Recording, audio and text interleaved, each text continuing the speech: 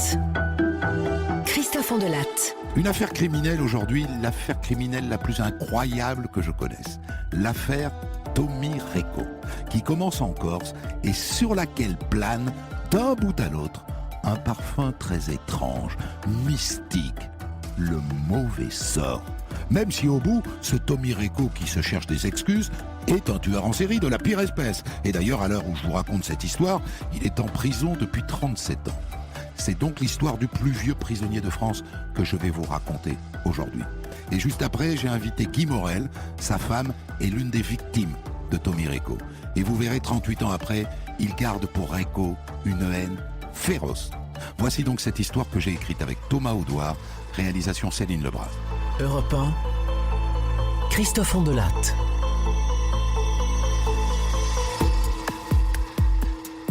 Cette histoire commence à Propriano, en Corse du Sud, dans les années 60. Quand c'est encore un petit port de pêche, un décor de cartes postales, mais sans les cartes postales. Justement, les pinsounes du continent n'ont pas encore débarqué. Et un matin d'octobre 1960, le garde-pêche de Propriano, Joseph Casabianca, a disparu. Sa femme appelle les gendarmes. Mon Joseph, il fait presque nuit, il n'est pas rentré. Son bateau est à sa place, mais sa moto n'est pas là. Et Madame Casabianca, vous êtes sûr qu'il est pas chez des copains, le Joseph? Il me l'aurait dit. Enfin, je crois, mais déjà à midi, normalement, il aurait dû passer boire le café à la maison, et ce midi, il n'est pas venu. Les gendarmes se mettent donc à la recherche du garde-pêche Casabianca. Et vers 10h du soir, ils tombent sur sa moto sur le bord de la route. Alors ils se garent et à la lumière de leurs torches, ils inspectent les environs et notamment la plage qui est juste en dessous. Et ils tombent sur un cadavre. Et ce cadavre, ils le reconnaissent tout de suite. C'est Joseph Casabianca, le garde-pêche. Il a reçu une décharge de chevrotine, mais c'est pas tout.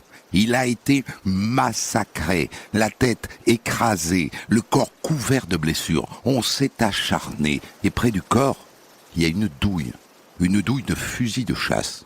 Et aussi des débris de couleur verte. On dirait des morceaux de crosse. On l'a achevé à coups de crosse. Il en faut de la rancœur pour finir un homme à coups de crosse. À Propriano, tout le monde connaissait Joseph.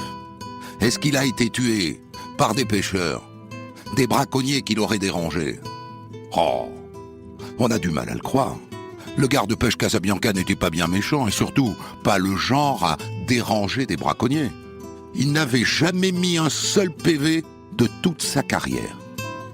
Et assez vite, la rumeur désigne un coupable.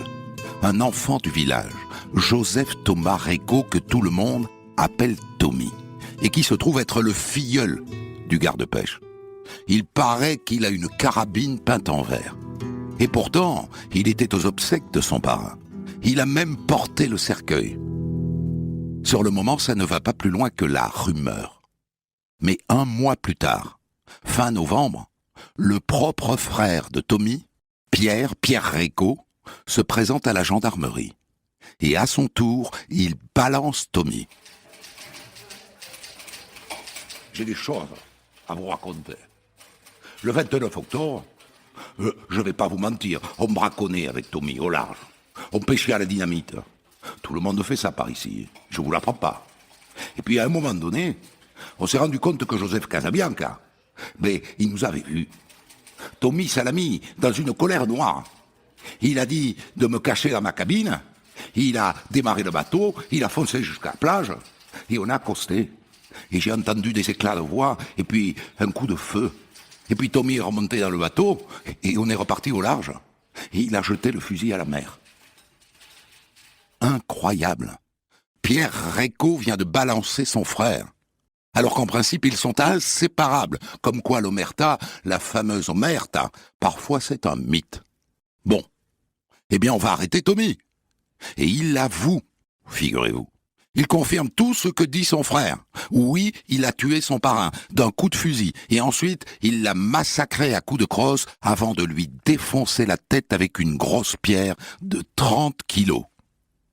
Après ses aveux, Il est conduit chez le juge, et devant le juge, il confirme. Et donc c'est plus qu'un assassinat. Il a aussi commis des actes de barbarie, les coups de crosse, les coups de pierre. C'est une circonstance aggravante. Pourquoi ? Personne ne comprend. Tout le monde les connaît, les Récaux. Ils ont la plus grande poissonnerie du village. Le père pêche, la mère est à la caisse. Ils ont 11 enfants, 7 garçons et 4 filles.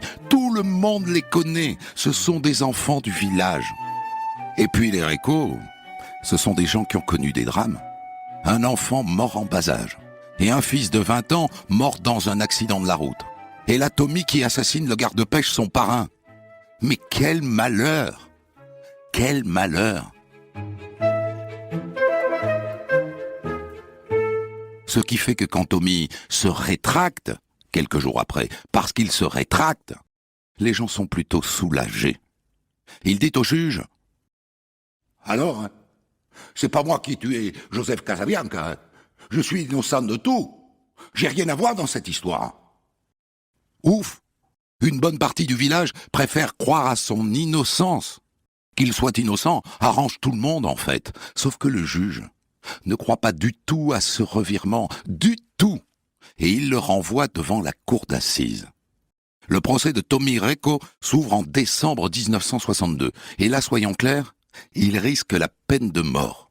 Et tout le clan Récaux est là, la mère, Micheline, en tête, qui dit et qui répète « Mon fils, mais c'est un ange, mon fils. Mon fils est innocent. » Sauf qu'à la fin, Tommy Récaux est condamné à mort, condamné à la décapitation. Il sauve sa tête, il est gracié par le général de Gaulle. Sa peine est alors commuée en réclusion criminelle à perpétuité. Mais tout de même, quelle malédiction pour cette famille. 2 enfants morts, et maintenant Tommy qui est condamné à la prison à vie. Coquin de sort, oui. Coquin de sort. Et là, il faut que je vous affranchisse. Il faut que je vous raconte ce que disent les gens de Propriane sur cette malédiction qui frappe la famille Récaux. On raconte qu'à la fin des années 20, il y a donc 40 ans, le père Récaux aurait trouvé une tortue géante échouée sur la plage de Propriane. Que tout le monde voulait la remettre à l'eau, cette tortue. Mais que lui, le père, il lui a coupé la tête. Crac ! Et il a gardé la carapace, dont il a fait un berceau qui a vu grandir ses 11 enfants. Ça serait pour ça que le sort s'acharne sur eux. Je vous dis ce que racontent les gens. Hein. Cette famille est frappée par une malédiction, la malédiction des Récaux. Vous y croyez ? Peu importe. Eux, ils y croient. Et ça n'est pas ce qui se passe 10 ans plus tard, en 1979, qui va les faire changer d'avis. Vous, peut-être, en revanche, le 29 avril 1973, 10 ans après la condamnation de Tommy, un autre de ses frères, Ernest Toussaint Récaux, s'embrouille avec son beau-frère en revenant d'une plongée. Et pam ! Le beau-frère le descend d'un coup de fusil. La malédiction. Je suis comme vous. J'ai un peu de mal avec ces choses-là. Mais quand vous aurez entendu la suite...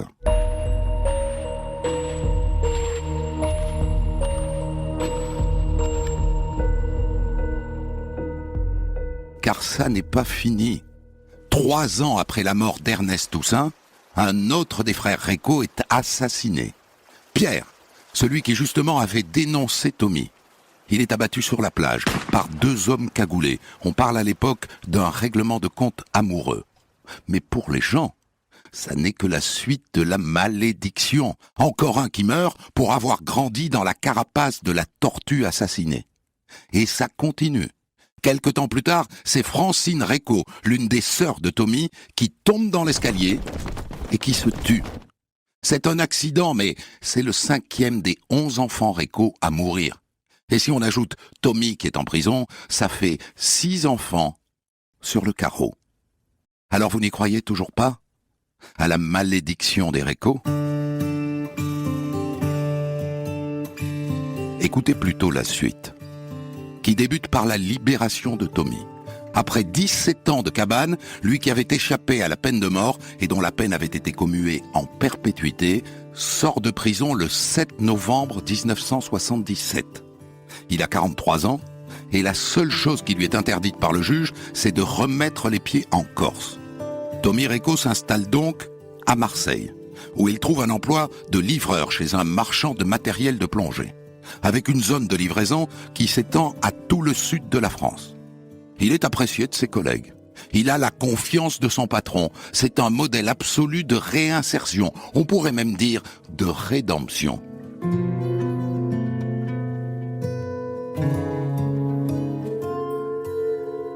Rédemption. Tu parles. 2 ans plus tard, se déroule un événement qu'on ne relie pas tout de suite à Tommy Recco. Le 23 décembre 1979, 2 jours avant Noël, le supermarché Mammouth de Béziers est victime d'un hold-up. Il était environ 13h lorsque 3 hommes, le visage découvert, sont entrés dans le centre commercial de la Dulag à Béziers. Parmi la foule des clients, ils se sont rendus discrètement vers la salle des coffres. Pendant que l'un des gangsters entrait dans la pièce, les 2 autres faisaient le guet devant la porte.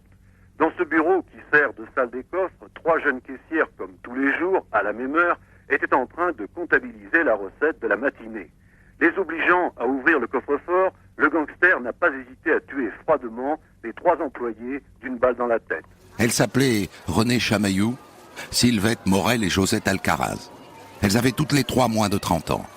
Elles ont été abattues à bout portant au 357 Magnum, une balle chacune dans le crâne. Et l'un des corps porte des traces de coups. Je vous passe la polémique qui suit sur la sécurité dans ce supermarché et dans les supermarchés en général. Assez vite on se dit que le ou les tueurs devaient connaître l'endroit. Des convoyeurs de fonds? Des employés d'une société de surveillance? Pour les services de police, l'hypothèse du tueur solitaire est celle qui revient le plus souvent. Plus précisément, un familier du centre commercial qui a tué de sang-froid pour ne pas être reconnu. Monsieur Lyon, le directeur de l'hypermarché, qui hier après-midi, en compagnie d'un des responsables nationaux de la société Mammouth, a rendu visite aux familles des 3 victimes, penche lui aussi pour cette hypothèse. Personne, naturellement, ne pense que ça pourrait être le livreur de matériel de plongée. Personne.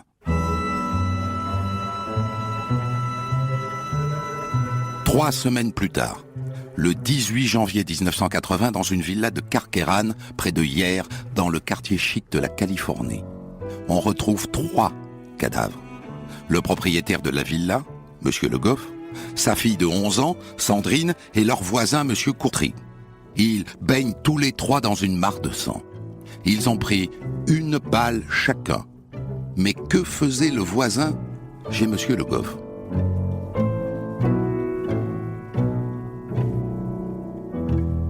On interroge sa femme et on apprend que, juste avant d'être abattue, la petite Sandrine a tenté de joindre sa mère là où elle travaille. La mère était déjà partie, mais elle a eu une de ses collègues. Et elle lui a dit ceci. « Mon papa est en danger. Il y a un monsieur qui s'attaque à lui. C'est le cousin de René. Il est très énervé. J'ai peur qu'il veuille tuer papa. » Qu'a fait la collègue? Comme la mère venait de partir et il n'y avait pas de portable en 1980. Elle a cherché dans l'annuaire le nom des voisins et elle les a appelés. Et le voisin, Monsieur Courtry, est allé voir. Et il a été buté, lui aussi. Donc cette enquête ne démarre pas sans bille. La petite Sandrine, avant de mourir, a donné un nom à la collègue de sa mère.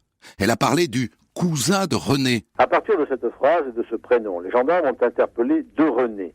Le premier est un cousin éloigné de la famille, le second travaillait avec M. Le Goff à la Capte. Depuis ce matin, les gendarmes vérifient minutieusement leur emploi du temps. La 3e personne entendue est un homme de 35-40 ans prénommé Tony, et c'est le cousin d'un des 2 René. Et pour les gendarmes, c'est le suspect numéro 1. D'abord, ils ont appris qu'un vieux contentieux l'opposait à M. Le Goff. Ensuite, Tony a contre lui un lourd passé judiciaire, une condamnation pour homicide et un séjour récent à la prison des Baumettes. Enfin, il y a l'arme du crime, un revolver P38 de gros calibre, une arme de tueur presque de professionnel. Or, hier soir, chacune des 3 victimes a été tuée par une seule balle dans la tête. Tommy Recco, le retour. 17 ans après sa condamnation à mort, le voilà à nouveau mêlé à une affaire de meurtre. Et là, c'est un triple meurtre. La malédiction? Un peu facile, non? La perversion? Plutôt.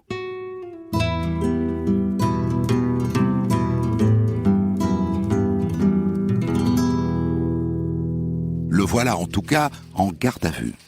Et pour l'instant, il nie. Il nie absolument. Il n'est jamais allé dans cette villa de Carqueiranne. Jamais.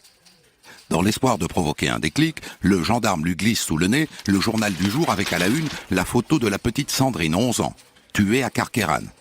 Ça ne lui fait aucun effet. Et là, à travers la vitre, Tommy Reco voit passer sa cousine. C'est ma cousine, ça, monsieur. Et qu'est-ce qu'elle fait là, ma cousine? Eh bien, on l'interroge. On l'a convoquée à cause de ce que tu as fait. Alors tu vas nous le dire. Bon, d'accord. À toi, je vais le dire. Mais je veux pas que tu prennes la machine à écrire. Le bruit des touches, ça me fait mal à la tête. Le gendarme accepte. Voilà. C'est bien moi qui ai tiré à Carqueiranne. D'abord, j'ai tué le père. Mais parce qu'on s'est disputé, hein, le coup est parti, quoi. Ensuite, le voisin et la gamine, j'ai tiré dessus pour qu'ils ne me dénoncent pas, c'est tout. C'est hier soir, après plus de 36 heures d'interrogatoire, que Tommy, le suspect numéro 1, aurait avoué le triple crime de Carqueiranne, dont l'origine serait une rivalité amoureuse. Tommy, 46 ans, reprochait à M. Le Goff de lui avoir pris sa maîtresse. Il serait venu lui demander des comptes vendredi, la querelle aurait mal tourné et Tommy aurait abattu M. Le Goff de 2 balles dans la nuque, puis il aurait tué M. Coutry, le voisin venu porter secours, et enfin la petite Sandrine pour qu'il n'y ait pas de témoin. Et l'arme du crime? Il dit qu'il l'a jetée au bord de la route, sur le chemin du retour. On fouille, on ne trouve rien. Les aveux de Reco sont, comme on dit, circonstanciés. Il décrit les 3 meurtres un par un, avec beaucoup de détails. Mais ce qui est troublant, c'est sa froideur quand il raconte. Il ne manifeste aucune émotion. Et encore moins d'excitation, comme on en ressent parfois face aux tueurs en série. Il est, disons, atypique, ce Tommy Reco. De toute façon, dès le lendemain, il se rétracte, comme il l'avait fait en 1960 après le meurtre du garde-pêche. On l'a forcé à avouer. Mieux, il accuse les gendarmes de l'avoir frappé et même de l'avoir violé. Il dit qu'ils lui ont enfoncé un manche à balai dans les fesses pour l'humilier. Et d'ailleurs, il porte plainte pour coups et blessures et pour viol. Pour mettre fin à cette pantalonnade, les gendarmes lui font passer des examens médicaux. Il a bien des égratignures et des griffures sur le visage, mais il a très bien pu se les faire lui-même. Et par ailleurs, il a une perforation au tympan de son oreille gauche. Il dit que c'est une gifle que les gendarmes lui ont donnée. Mais ça peut être aussi le résultat d'un coup de feu ou la conséquence d'une plongée puisqu'il est plongeur. Son anus est regardé à la loupe, aucune trace de viol, aucun traumatisme. À part ça, entre-temps, les gendarmes ont fait le lien avec la tuerie du mammouth de Béziers. Car il y a des similitudes entre les 2 affaires. Le même mode opératoire, les 3 caissières du supermarché de Béziers et les 3 victimes de la villa de Carqueiranne ont été abattues d'une seule balle, dans la tête, à bout portant. Mais comme il vient de se rétracter dans l'affaire de Carqueiranne, faut pas compter sur ses aveux pour le mammouth de Béziers. Il vaudrait mieux trouver des preuves. Et d'abord, est-ce que c'est la même arme qui a servi dans les 2 affaires? On donne à un expert en balistique les balles retirées des 6 corps, les 3 de Béziers et les 3 de Carqueiranne. Eh bien, c'est la même arme. La voilà, la preuve. C'est donc Tommy Reco qui a tué les 3 caissières de Béziers et les 3 de la villa de Carqueiranne. Ça paraît clair. Et d'ailleurs, dès le lendemain, dans les journaux, Reco se fait traiter de tueur en série. Il y a sa photo en grand, c'est lui qui les a tués, tous les 6, pas de doute. Entre-temps, pour sa défense, Reco a enrôlé la star du barreau de Marseille, celui que l'on surnomme le renard argenté à cause de sa chevelure, Maître Lombard. Et Paul Lombard vient rappeler que son client s'est rétracté pour le triple meurtre de la villa. Alors c'est peut-être la même arme, ça il ne le conteste pas, mais ça ne permet pas de l'accuser des 6 meurtres. C'est quelqu'un d'autre, c'est tout. Ensuite, Lombard fait parler le patron de Tommy Rico, censé être le garant de sa moralité. Tommy Rico a travaillé 2 années pour moi. Je peux vous dire que c'était un garçon exemplaire, un employé modèle. D'ailleurs, il a toute ma confiance, et ni moi ni mes collègues ne souhaitons la lui retirer aujourd'hui. Le patron fera marche arrière quand il découvrira qu'en fait, pendant 2 ans, Tommy Rico a détourné de l'argent. Il l'a volé pendant tout le temps où il a travaillé chez lui. Mais il a raison, Paul Lombard. Pour l'instant, en dehors des aveux, il n'y a rien dans ce dossier. Il en faut beaucoup plus pour le renvoyer devant une cour d'assises.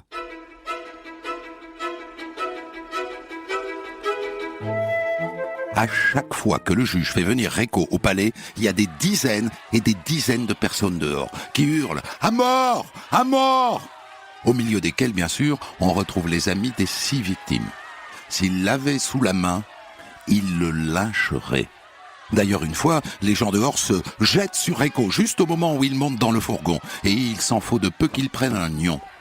Et ensuite, c'est Maître Lombard qui se fait secouer. Heureusement qu'un journaliste s'interpose. Lui aussi, il a failli être lynché. Au mois de mai 1981, 1 an et demi après la tuerie de Béziers, une preuve tombe du ciel.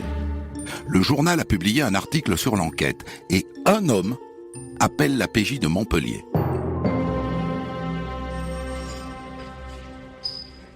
Bonjour. Voilà, je m'appelle Monsieur Maffre. J'étais dans le supermarché Mammouth le jour de la tuerie. Et le gars là qui a sa photo dans le journal, moi, je l'ai vu ce jour-là. Il patientait dans un coin avec un carton. Il était juste avant midi. Il se souvient de Rico à cause de ses yeux, bleus, fond de piscine, comme sa belle-sœur. Le juge veut organiser un tapissage derrière une vitre sans teint. Maître Lombard s'interpose. Je m'y oppose formellement. Allons donc. La photo de mon client fait la une de tous les journaux. Ce monsieur n'aura aucun mal à le reconnaître. C'est une pantalonnade. Il n'a pas tort.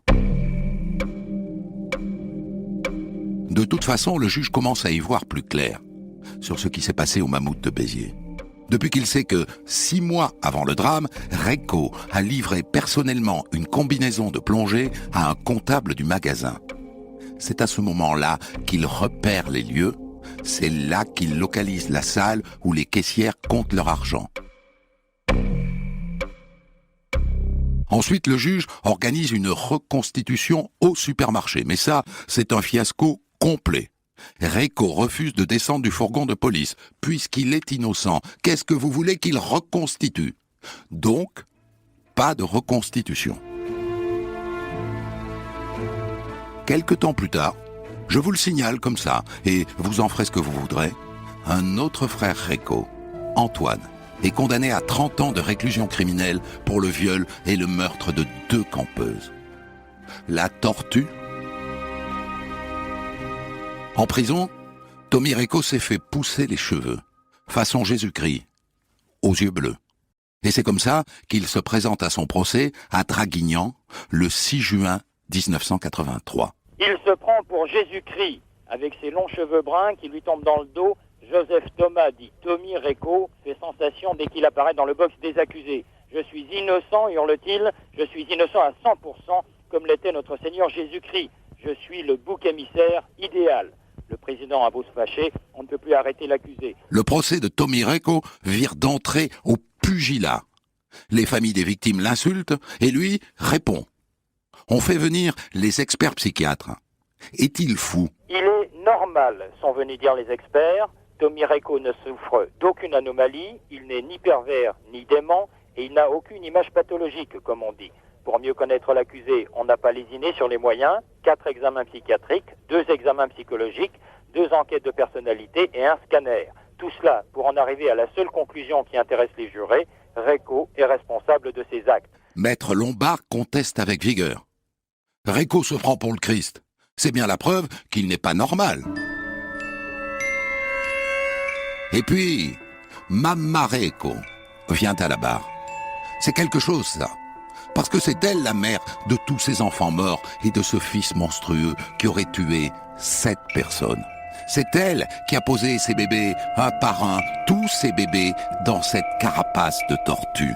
Il y a très peu d'accusés qui ne craquent pas lorsqu'on fait comparaître leur propre mère devant une cour d'assises. Tommy Reco a fait comme les autres, il a pleuré.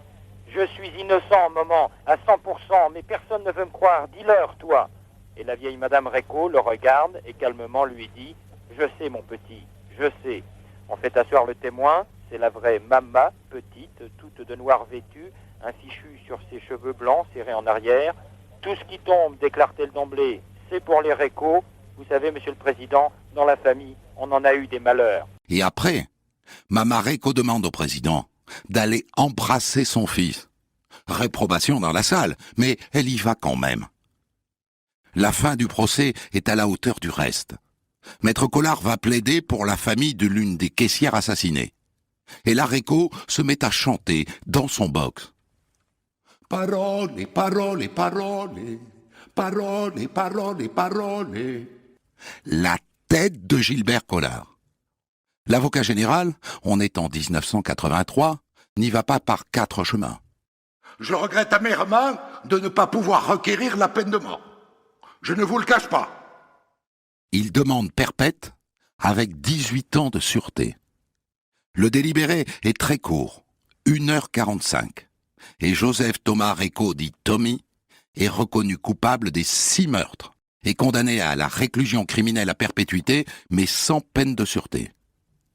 À quoi bon?